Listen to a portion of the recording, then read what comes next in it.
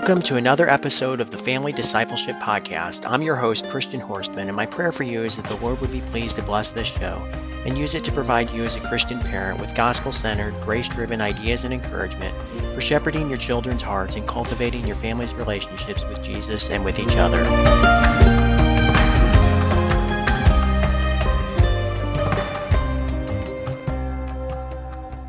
Friends, welcome back to this episode of the Family Discipleship Podcast. I am super excited to welcome back Israel Wayne, who's been with us before.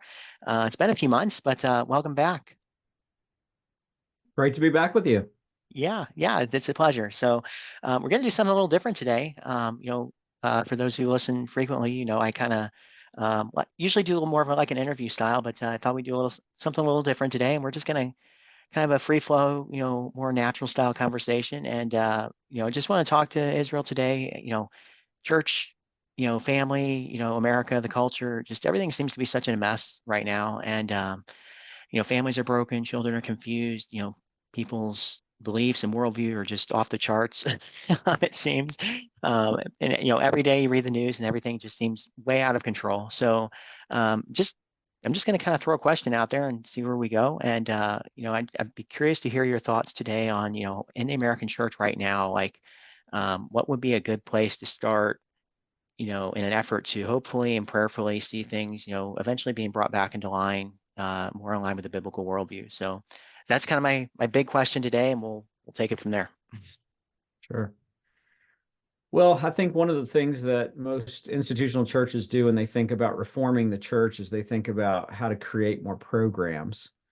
And so there's almost always an institutional mentality that is taken to fixing the problems with the institution. And I'm going to propose that will be less than effective.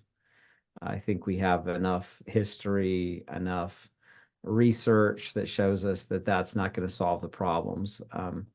You think about the way that Jesus did discipleship, it was very relational. And I think that's a problem that institutions are not doing well. They're not figuring out how to do relationships well.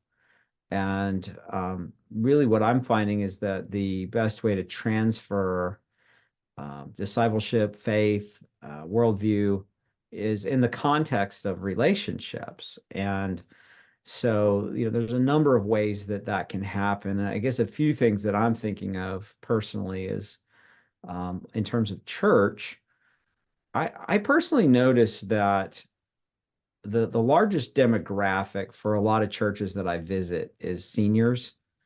You go into most churches. I just was in a city that I'll leave unnamed. I don't want to name where I was, but I was in a city recently and just popped into a mega church on a Sunday morning. And as I was waiting for the service to start, it's a very large church, probably about 2,000 people. And at 15 minutes to go in the service, it was about 80% of the people were probably 60 and older. And this is a Southern Baptist mega church. Mm-hmm. And then as at the last minute, some younger folks came in, but even so, I'm going to say it was probably 2/3 of the audience was seniors. And what I noticed is that, they kind of have a friend group and they hang out with each other, but it doesn't seem to me like they've figured out how to really plug in most of them in a way that they're getting utilized, that they are being useful in terms of passing on what they know to younger generations.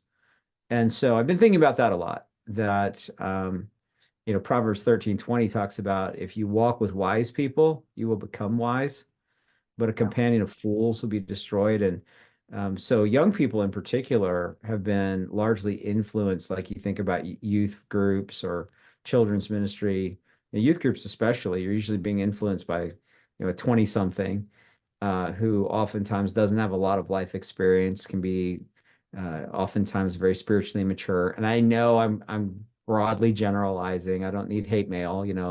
Somebody will say, well, I know of an exception. I know of a 45-year-old was very mature. Okay, that's exceptions, right?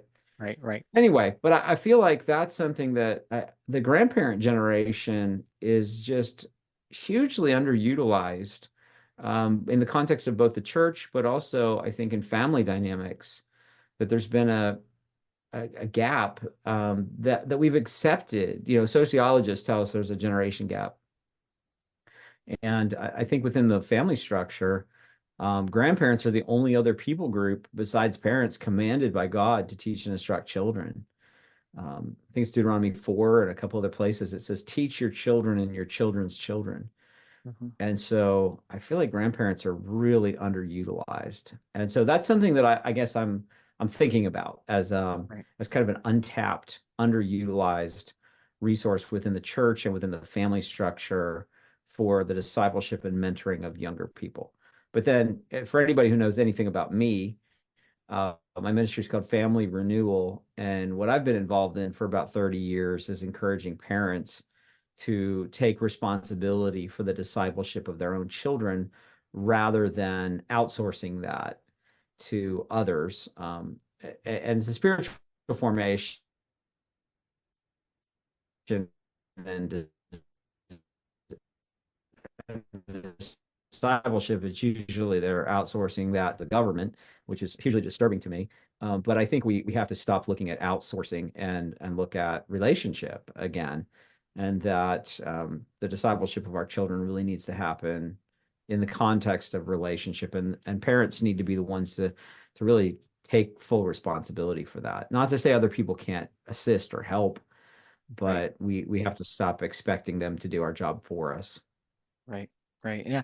Yeah. That's an interesting point that you brought up a minute ago about grandparents. I never really thought about that. There's plenty of verses in the scripture that do, lay that responsibility on grandparents as well as parents, but again, within the family unit and, passing down from one generation to the next. So that's something I haven't even really thought about that much until you said that. So,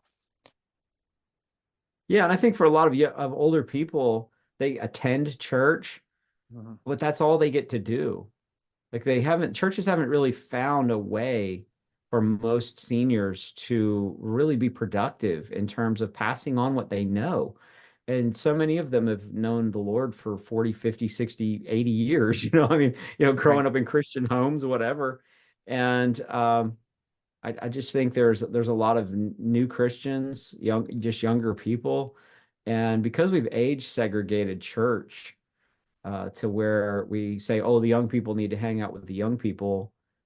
We've really impoverished ourselves, I think, by not having a more networked and multi-generational infrastructure within the church where we're cross-pollinating, because Right. older people need younger people too. Right. Yeah, exactly. It's Yeah. part of what gives Not, us yeah. vitality. Right. Right. Yeah. Yeah. I would agree with that too, and I've noticed that a lot, and I've been to a lot of churches over the years, here and there and everywhere. And I agree with you that is, it's usually either skewed one direction or the other, and there's very little, in between, or if there is a mixture, it's like a huge, like you're saying, a huge generation gap in the middle, and it's like both extremes, but nothing in the middle. So yeah, and you're right. I don't think that's very healthy, for the church, either short term or long term. So that's definitely, you're definitely right on there. And our seasons in terms of our maturity level as believers, that cross pollination is helpful there too. Like just last night, I attend a very, very, very small independent evangelical church, non-denominational church, Mhm. and our church has an outreach to our county jail. And so there are some people who come to our church who have been evangelized through the jail ministry. And last night we just had a small gathering of some men, and there's one younger man who is just recently out of jail. He's a new believer, and he was just, you know, expressing his gratitude for the ability to talk to some older, and by older, I mean like, my age kind of guys that are mature in the faith. And he was just like, this is mind blowing for me to like talk to guys who have known the Lord for like decades. And he's like, I'm months in, Right. But at the same point, he's so excited and so vivacious just from having been delivered from a life of addiction. I think he said it was like 30 years of methamphetamine use and about that for alcohol and, just self-destructive behavior. And he's totally clean now.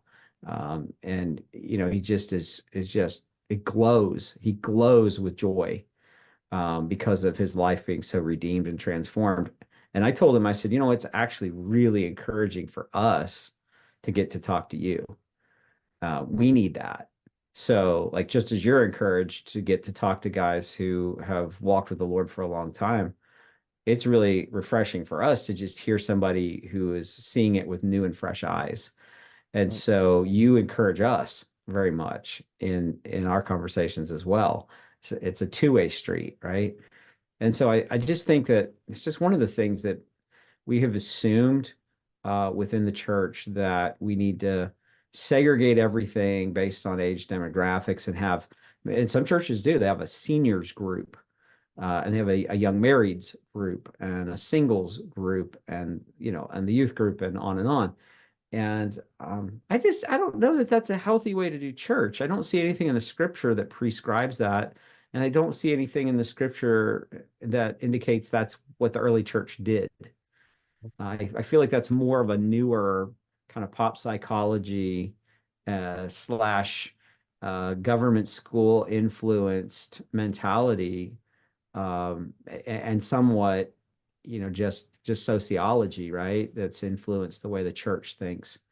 And I just love the thought of the church being multi-generational, multifaceted, multi-ethnic, multi-dimensional, where we're just not all monolithic. We're not all the same. And it's that, again, that cross-pollination that I think makes a church really healthy.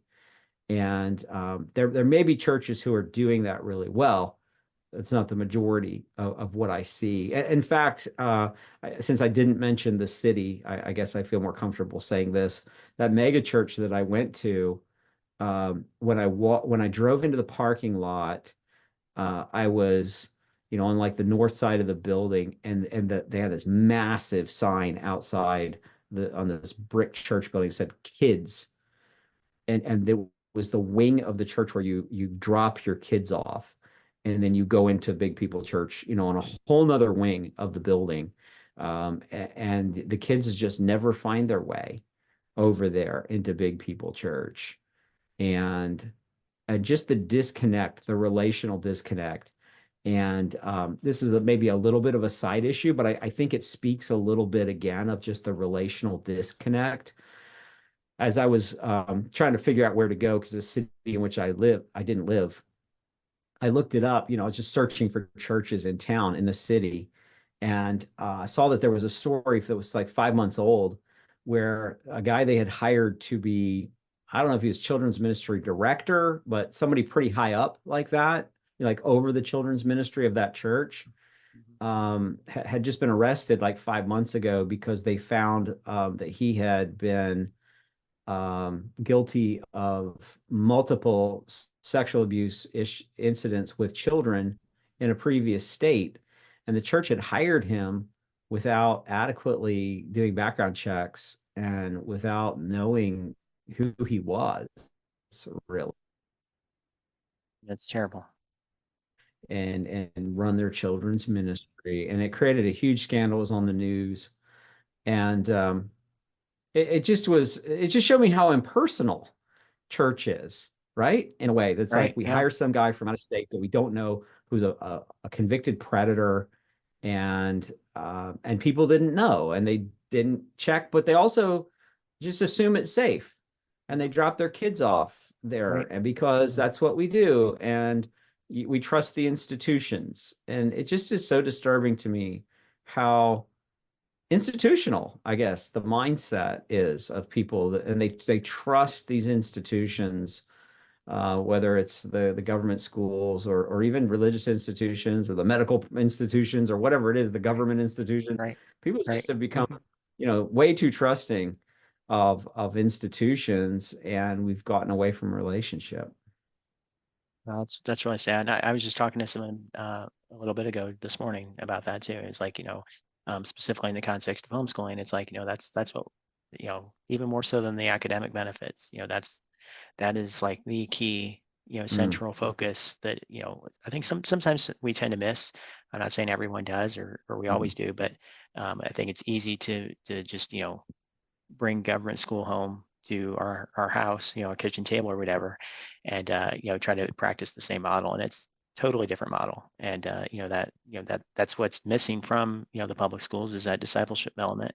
Not to hyper focus on schooling in this particular conversation, but it's ties in with what I was talking about earlier today. So It does. And like I had a yeah. conversation with an advocate of Christian education some years ago. He has a PhD, and in my view, he's kind of an academic elitist. And he was telling me that I shouldn't homeschool my children because, he and his friends are far more academically proficient. They can teach my children philosophy and rhetoric and logic and all these academic disciplines so much better than I could. And wouldn't I want that? Wouldn't I want my child to have an academically superior education? Why would I take on the responsibility of trying to teach them myself when they could do a better job of transferring information to my children? And I told him, to me, the transfer of information is not my primary goal. It's not No. what I'm aiming for as a parent educator. I told him the one thing that you can't do, I said, I'll even concede. You might be right. You probably can teach those subjects better than I can. But I said, here's what you can't do. You can't give my children me. That's something only I can do. Right. And my children need me as a parent, and I can give my children the best of me, and Right. that's something that's irreplaceable. And Exactly. again, that's relationship, right? As opposed to an institutional mindset. Right. Yeah. That's exactly, what God has outlined in the scriptures. So it's following that biblical model. So Mhm. definitely.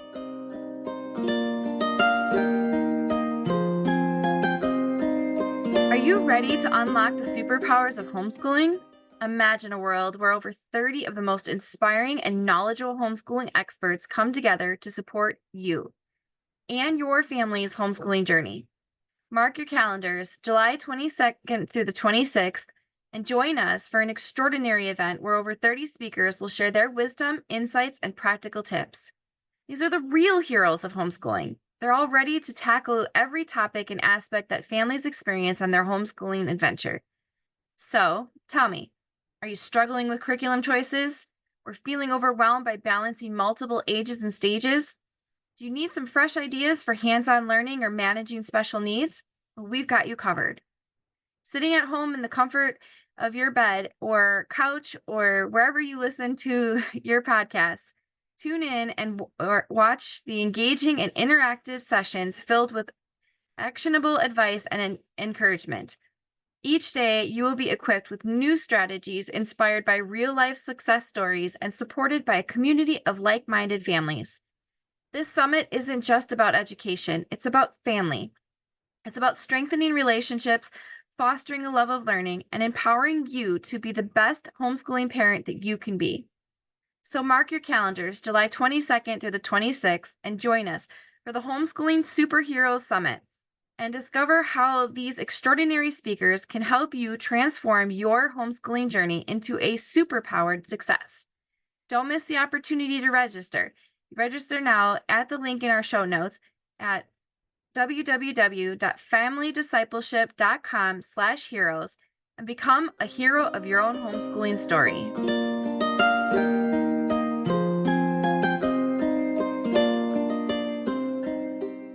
Yeah, and I think that that's, again, it's just hard for people who have been raised with an institutional mentality to kind of break away from that. And I just think, my child's greatest need is not an information download. My Mhm. child's greatest need is to be prepared for life. And that takes a lot of tools and a lot of resources and opportunities. Right. But I want them to be well-rounded in so many more ways than just memorizing facts and data bits. And I think that's one of the things that, again, institutions just really, even the best, like Yeah. even good institutions that are passing on good information, I think that they still fall short of really what the primary purpose is for education, which is not just filling somebody's minds with knowledge. That there's a whole person um, that needs to be addressed in the contextualization of relationship. Right. And Right. Yeah. parenting is very capable of doing that, of speaking to the entire fully orbed person. Right. Institutions are not. Institutions are good at teaching to a test, Right. as Right. opposed to with me, when I'm working with my child, I might be trying to teach them math, and all of a sudden I see this character flaw spurt out in them or in me, and it gives us an opportunity to have conflict resolution, to have repentance, to to deepen our relationship, to figure out how do we work through this together, and how do we humble ourselves in this process. And it's very, very much relational. It's not what is the most factory assembly line industrial revolution, creating widgets on a assembly belt. It's not that kind of an approach, Right. which is really, I think, again, what our American educational system has become. And I just think it's counterproductive to what our goal is, at least if we really understand our goal from a Christian perspective. I think that methodology is counterproductive to the outcomes that we want. Yeah. Yeah, I guess you could say, because you said you wanted your child to be prepared for life and be more, well-rounded in more ways than just being academic. And I guess you could say, we want them to be prepared for life, but also be prepared for, everlasting life too. So, you keep, it's more than just a person; it's a person with a soul, That's and right. what you're saying with institutional, being institutionalized, they don't address that and they can't address that. And that's something I've said before. I don't remember where I learned it from, but someone once said, I think it was maybe Spurgeon or somebody said, the world can teach knowledge, and kind of like you're saying, they may be able to teach it better than you can, in that sense.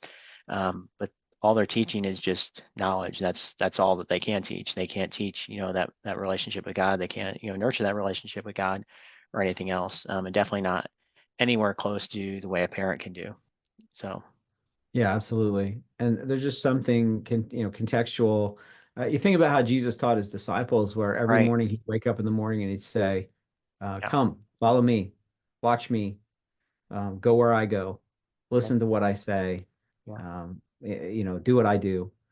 That's a whole different mentality than we have in our information download age.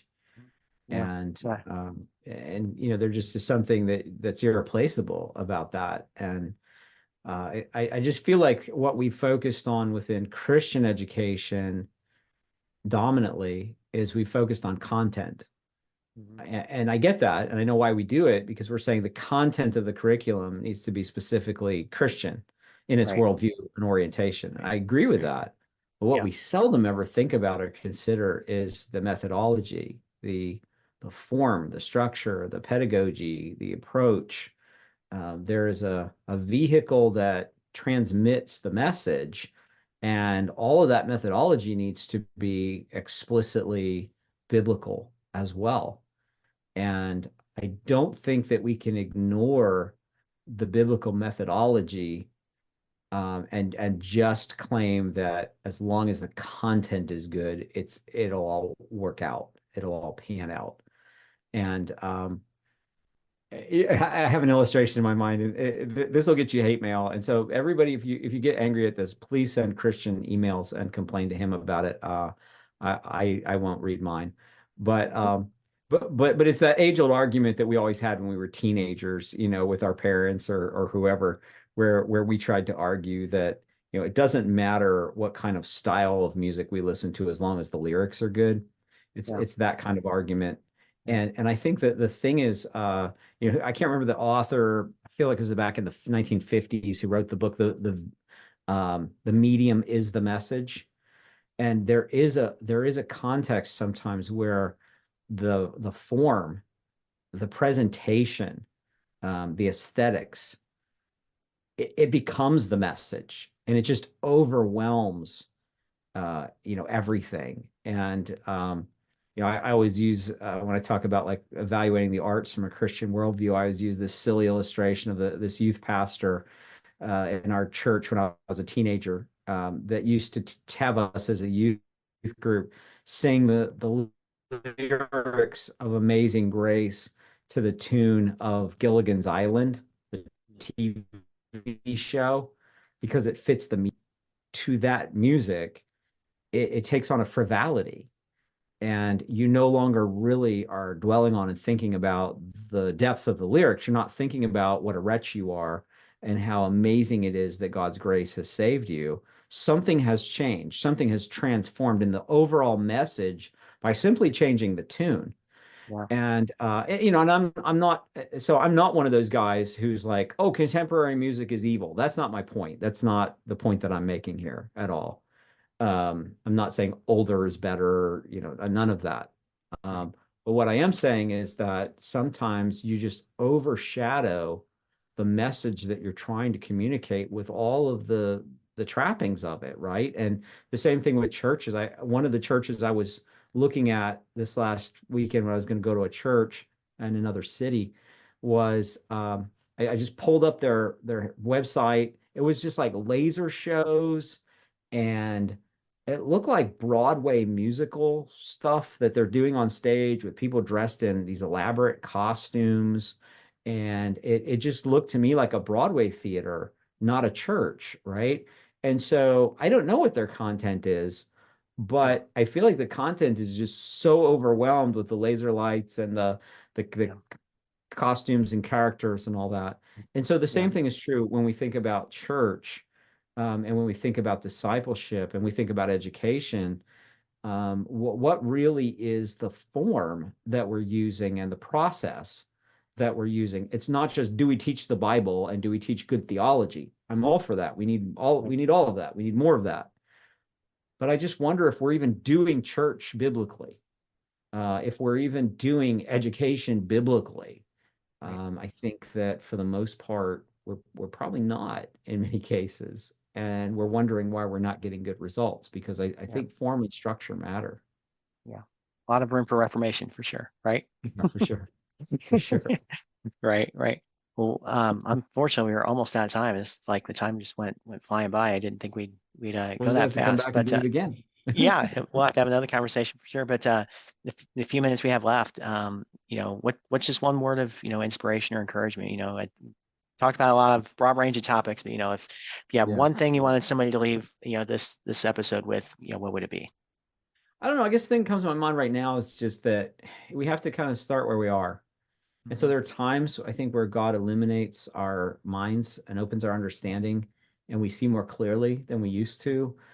And I don't think the response to that is just be jaded and bitter and angry and cynical and frustrated. I've been all of those things, as it relates to church, as it relates to Christian education, as it relates to just a lot of things that are happening in our religious culture as well as broader culture.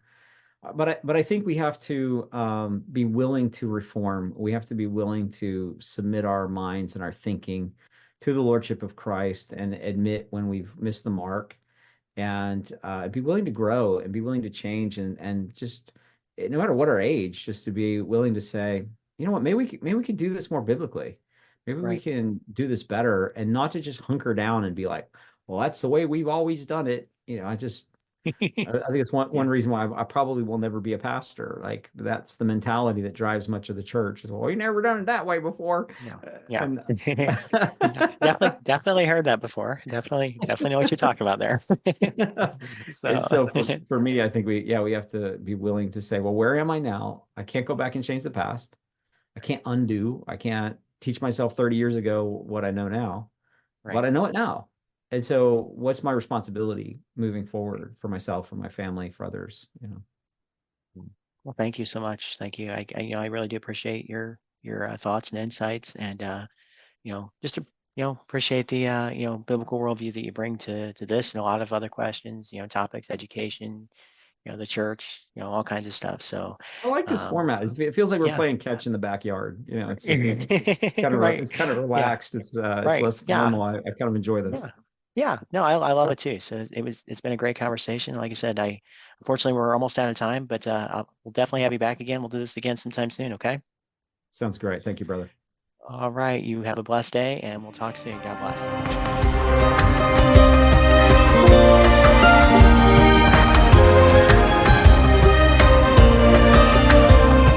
You've been listening to the Family Discipleship Podcast. I truly hope that you've been blessed and encouraged by the things we've covered today. And I'd love to hear your feedback, questions, or even suggestions for a particular guest or topic that you would like to see featured on a future episode. Feel free to email host@familydiscipleshippodcast.net. And don't forget to follow the show on social media and subscribe on YouTube or your favorite podcast platform so you don't miss new episodes as they're released. I hope you'll be able to join us again next week, but in the meantime, I pray that the Lord will continue to bless your family as you endeavor to shepherd your children's hearts and cultivate your family's relationships with Jesus and with each other.